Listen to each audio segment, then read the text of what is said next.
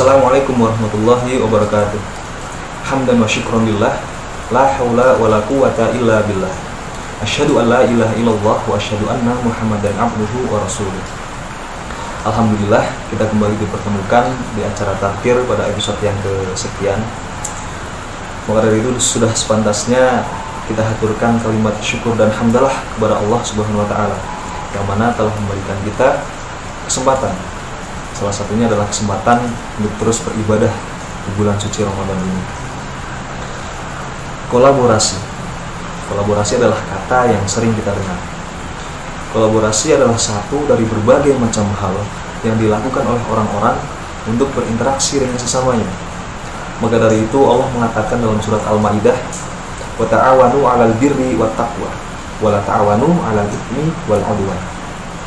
Nah, dari ayat tersebut disebutkan bahwasanya kolaborasi atau kerjasama dibagi menjadi dua macam.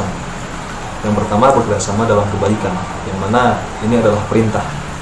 Dan yang kedua tentu saja sebaliknya, bekerjasama dalam keburukan, yang dalam ayat tersebut hal ini adalah larangan. Nah, tapi fokus kita adalah poin yang pertama, yaitu bekerjasama dalam kebaikan. Wa min kulli syai'in khalaqna zawjaini la'allakum tadhakkarun. Allah menciptakan makhluk saling berpasang-pasangan. Nah, inilah yang menjadi konsep dasar dari kerjasama. Karena saling berpasangan artinya saling membutuhkan. Lalu, kerjasama seperti apa yang harus kita lakukan?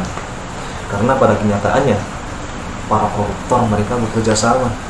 Para pencuri dan penjahat mereka pun sama bekerja sama. Dan bahkan mirisnya, ada sebagian dari mereka yang beragama Islam.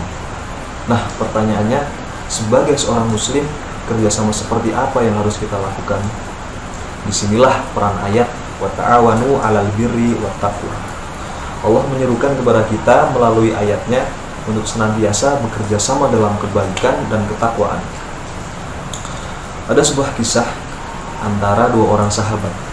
Kita sebut saja si A dan si B. Si A dan si B ini adalah dua sahabat, dua teman yang sangat dekat. Mereka melakukan keseharian bersama-sama. Mereka beribadah bersama, mereka bertilawah bersama, mereka sholat berjamaah bersama. Nah, singkat cerita, ketika di akhirat si A masuk surga.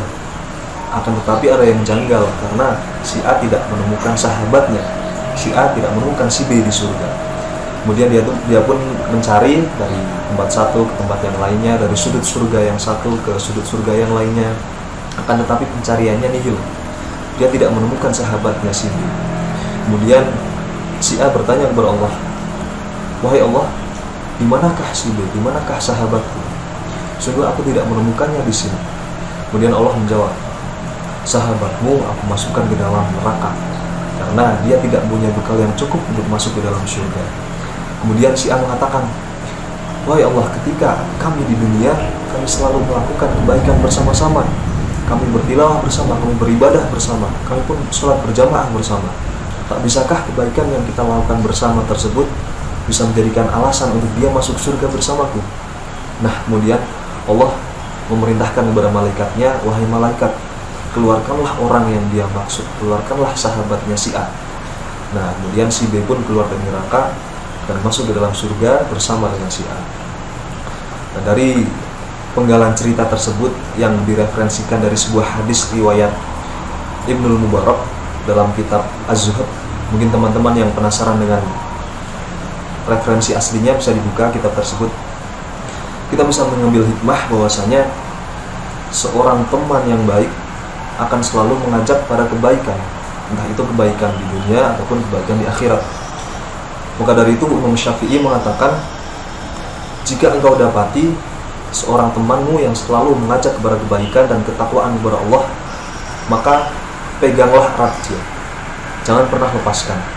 Karena mencari teman yang baik itu susah dan melepaskannya sungguh mudah. Nah, maka dari itu marilah kita sebagai teman, kita berposisi sebagai teman, saling mengingatkan. Kita bisa menjadikan posisi kita sebagai teman yang baik untuk teman-teman kita.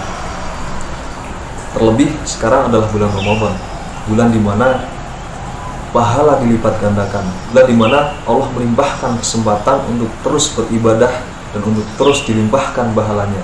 Maka dari itu, jangan pernah sia-siakan kesempatan yang Allah berikan kepada kita. Wa tawassaw bil haqqi wa tawassaw bis sabr. Saling menasihatilah dalam kebaikan, saling menasihatilah dalam kesabaran. Jangan pernah mau masuk surga sendiri, karena surga terlalu luas untuk ditempati sendiri. Akhirul kalam, wassalamualaikum warahmatullahi wabarakatuh.